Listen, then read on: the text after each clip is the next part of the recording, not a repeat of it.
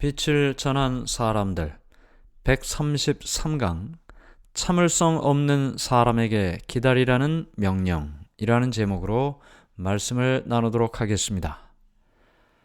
길갈에서의 집회 후에 사울은 암몬 사람들을 정복하기 위해서 소집했던 군사들 중에 믹마스에 주둔한 자기 휘하의 군사 2,000명과 또 기브아에 주둔했던 그의 아들 요나단을 따르는 군사 1,000명을 남겨두고 모두 다 집으로 돌아가도록 해산을 했습니다.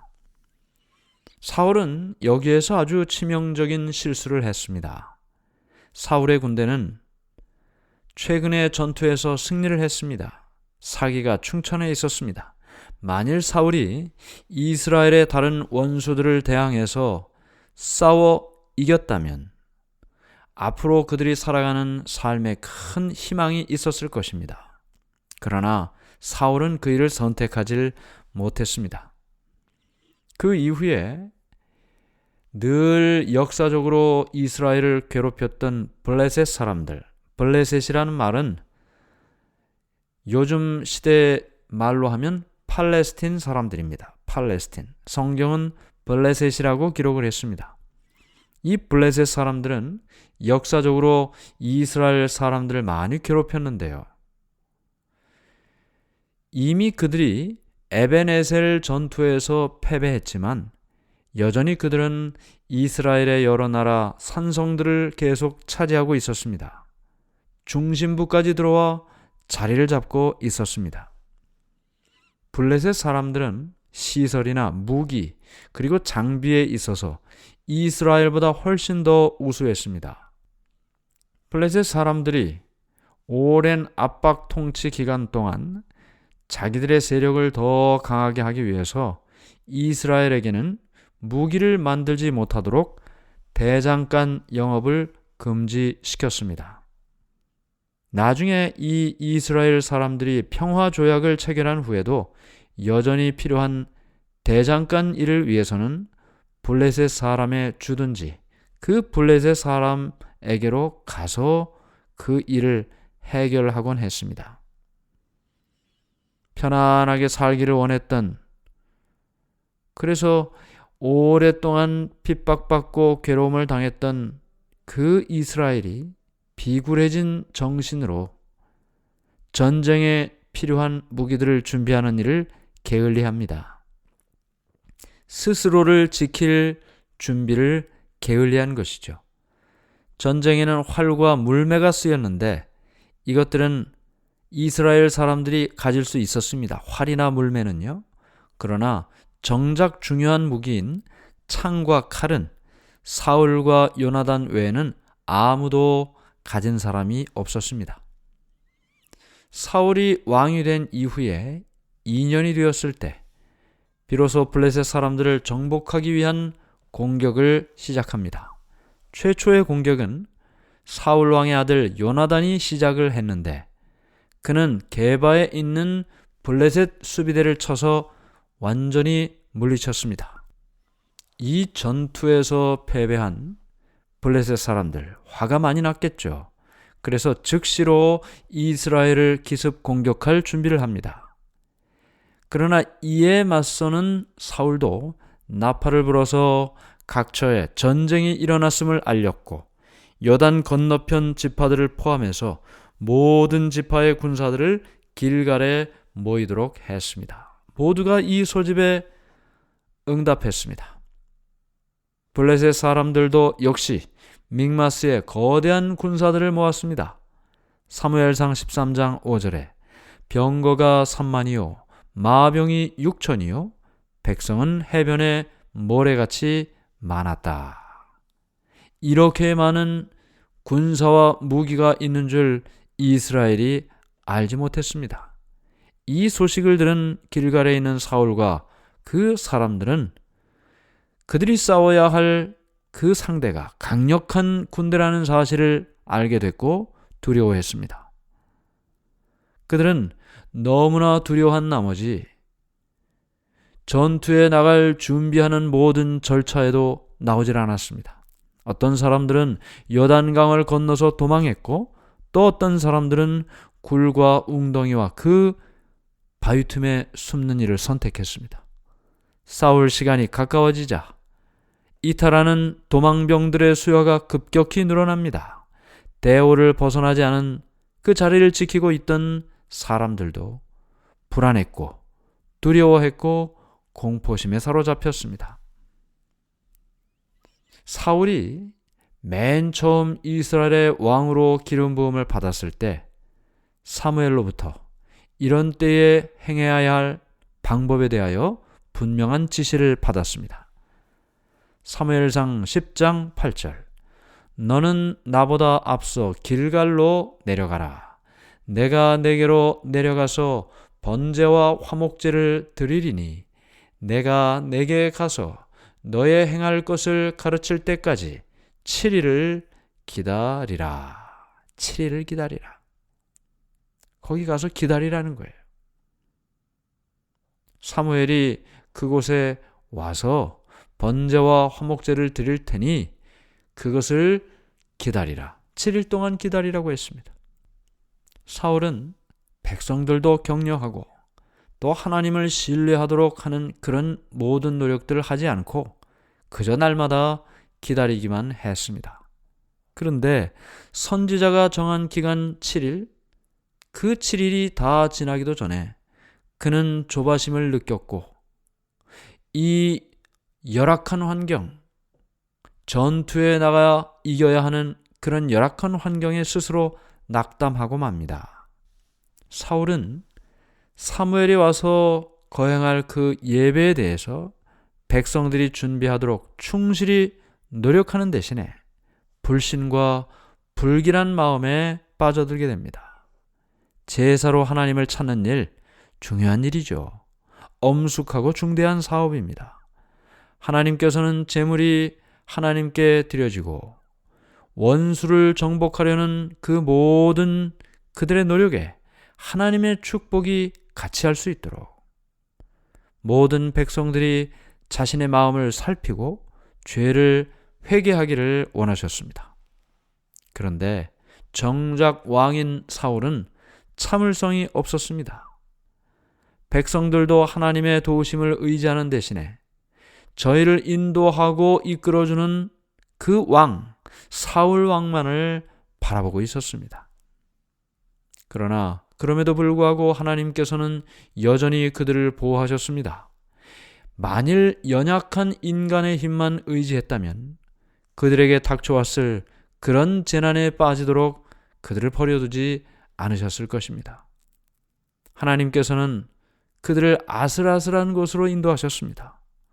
그리고 그들로 하여금 인간을 의지하는 그 어리석음을 깨닫고 그들의 유일한 조력자이신 하나님께로 나오기를 원하셨습니다. 사울에게 시험의 시간이 이르렀습니다. 이제 사울은 그가 하나님을 의지하고 하나님의 명령을 따라 인내하며 기다리는 사람이 될 것인가? 또 힘든 곳에서도 하나님의 백성의 지도자로서 하나님께서 믿을 수 있는 그런 사람인가? 아니면 우유부단해서 자기에게 맡겨진 신성한 책임을 감당할 자격이 없는 그런 사람인가? 이 모든 일 속에서 그가 어떤 사람인지를 나타내야만 했습니다. 이스라엘이 선택한 왕이 만왕의 왕이신 통치자 하나님에게 귀를 기울일 것인가? 또 그가 겁이 많은 그의 군사들에게 영원한 힘과 구원의 능력이 있으신 하나님을 주목하도록 할 것인가? 이 모든 일들이 지금 이 시험의 시간에 사울이 선택할 수 있는 일인 것입니다. 사울은 조바심을 가지고 사울이 도착하기만을 기다렸습니다. 그의 모든 군사들의 혼란 그리고 낙담, 이탈하는 모든 일들, 이런 부정적인 모든 일들을 선지자가 빨리 오지 않는 일 때문이다. 그는 그렇게 생각했습니다. 정한 시간 7일이 되었습니다. 그러나 선지자 사무엘은 나타나지 않았습니다. 하나님의 섭리는 당신의 종인 이 사울을 위해서 지금 지체하게 하셨다는 것입니다. 지체하게 하셨어요.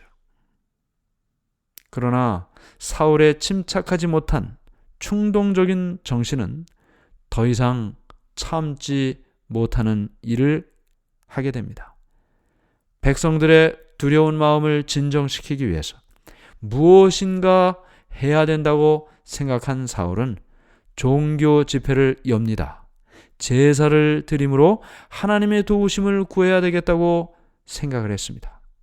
그런데 하나님께 제사 드리는 일, 아무나 할 수 있는 일이 아니죠. 그 일만을 위하여 구별된 사람들이 그 일을 해야만 되는 것입니다. 그런데 사울은 이야기했어요.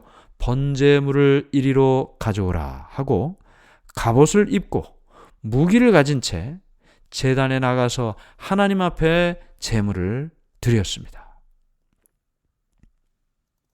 번제 드리기를 필하자 사무엘이 온지라 사울이 나가 맞으며 문안하였다. 사무엘은 사울이 명령을 명백히 여긴 것을 알았습니다. 하나님께서는 선지자를 통해서 이스라엘이 이런 위기를 당했을 때 무엇을 해야 할지를 나타내시겠다고 분명히 말씀하셨었습니다. 만일 사울이 하나님의 도우심을 받을 수 있는 그런 조건들을 성취했다면 하나님께서는 왕에게 충성하는 적은 군사들을 가지고도 이스라엘을 위하여 큰 구원을 이루셨을 것입니다. 그러나 사울은 자기 자신의 한 일에 대해 아주 만족하게 생각했습니다. 자기가 지금 잘못한 일인 줄도 깨닫지를 못했다는 것이죠. 책망을 받기보다는 오히려 칭찬을 받아야 될 것으로 생각하고 선지자 사무엘을 만나러 나갔습니다. 사무엘의 얼굴은 근심과 걱정으로 가득 찼습니다. 왕의 행한 것이 무엇이뇨?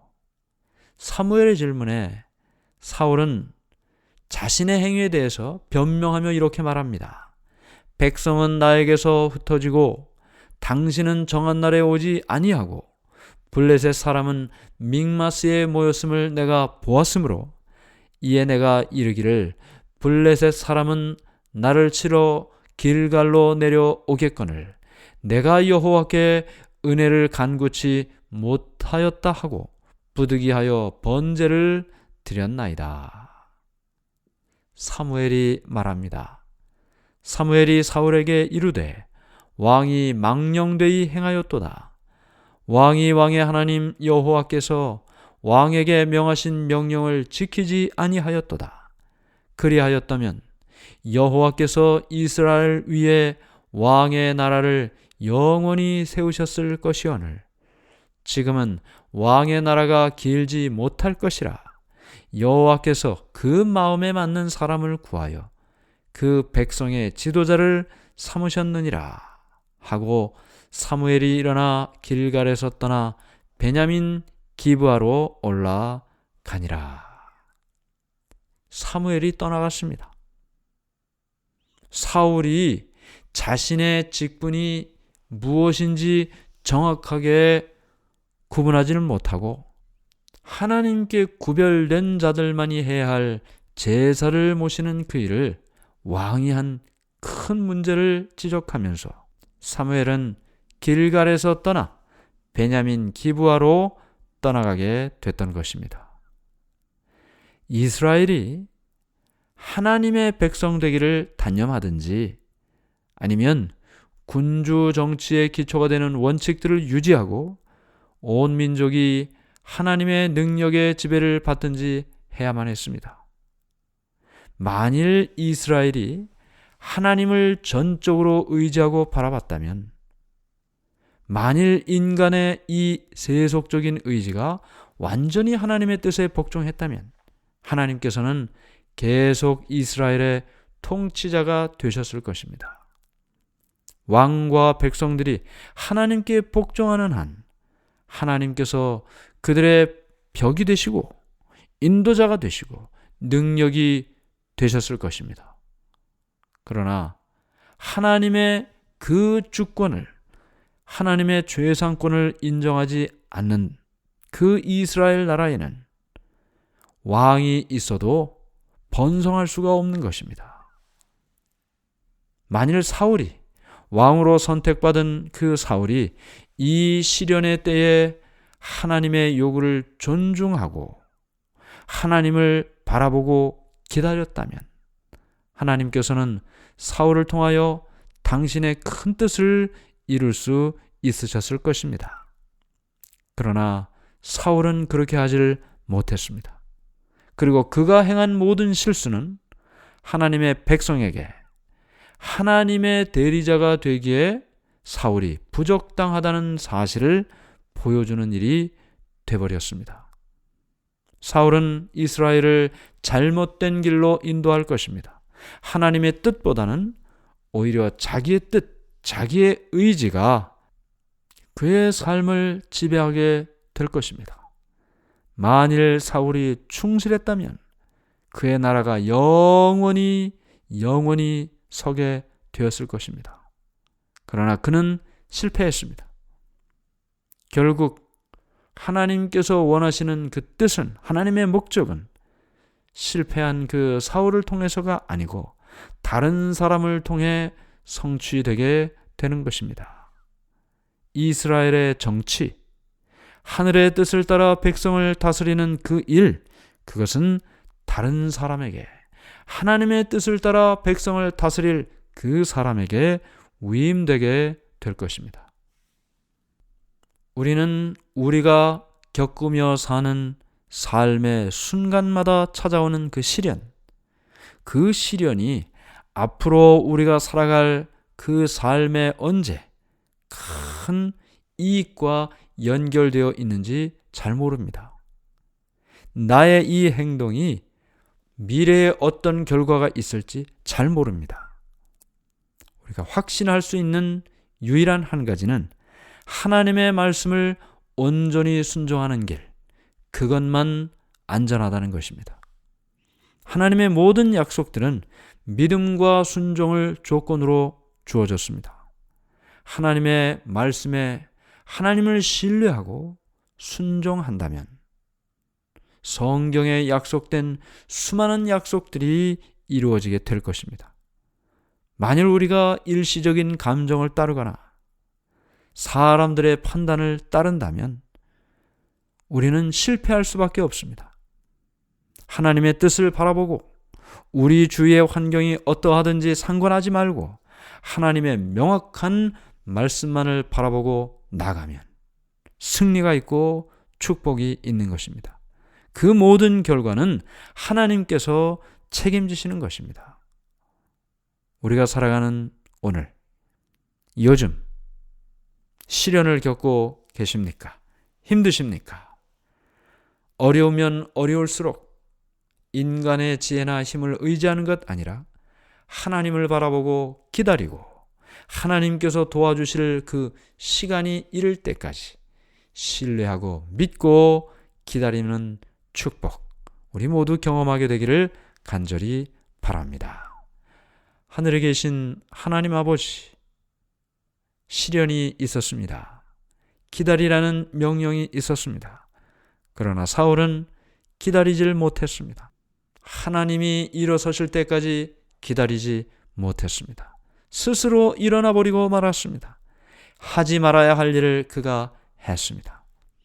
오늘 우리의 마음속에 나에게 닥친 시련의 때 기다리게 하시고 하나님의 뜻을 바라보게 하시고 순종하게 하셔서 하나님을 의지하고 신뢰하며 사는 우리의 삶이 되게 인도해 주시옵소서. 예수님의 이름으로 기도드리옵나이다. 아멘.